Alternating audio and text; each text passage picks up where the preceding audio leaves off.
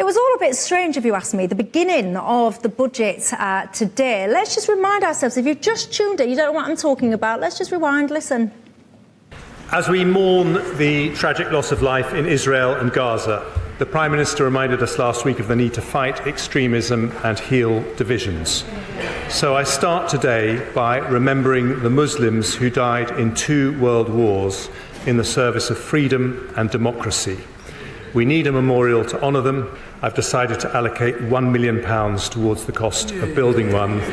Whatever your faith or colour or class, this country will never forget the sacrifices made for our future. Well, I confess, right, I'm not a huge politico, so I don't really understand all the ins and outs of who advises who to do what.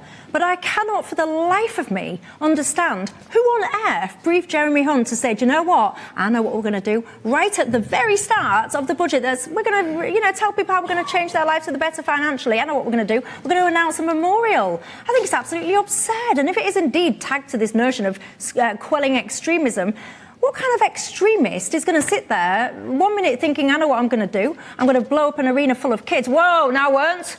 There's a statue. I mean, it's absolutely nonsensical.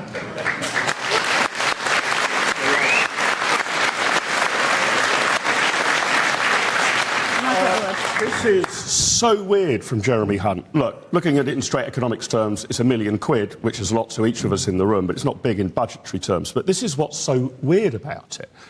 If you want to heal division in Britain, you don't have different memorials for different sectors of society. You have British memorials. You don't divide people into Muslims and Protestants and Catholics and atheists. So I just did not understand the form of his argument at all. It is a waste of £1 million, in my view, but is likely to exacerbate divisions, not heal them.